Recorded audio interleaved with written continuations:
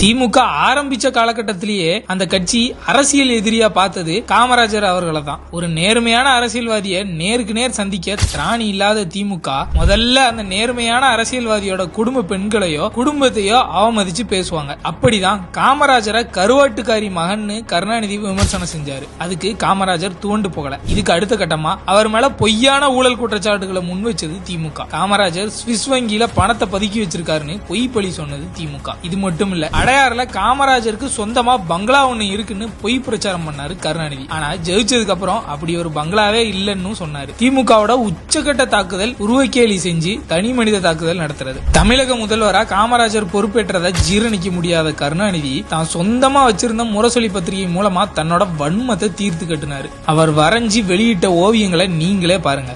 எருமை தோல்காரர், பனையேறி, அண்டங்காக்க, இப்படியெல்லாம் பெருந்தலைவர் காமராஜரை தொடர்ந்து அவமதிச்சது திமுக தான். காமராஜர் உள்ளிட்ட பல நேர்மையான அரசியல்வாதிகளோட குடும்பத்தை அவமதிக்கிறது, பொய்யான குற்றச்சாட்டுகளை சொல்றது, உருவக்கேலி செய்யறது, இப்படி திமுக செய்யக்கூடிய அராஜகங்கள் ஏராளம். மக்களோட பசிய போக்கி பல அணைகளை கட்டி தமிழகத்தையே செழிக்க வச்ச கர்ம வீரர் காமராஜரை இழிவுபடுத்தின ஒரு கட்சி தலைவரையே இன்னைக்கு தன்னோட புகழ்பாட வச்சதுதான் கர்ம வீரர் காமராஜரோட நேர்மையான அரசியல்.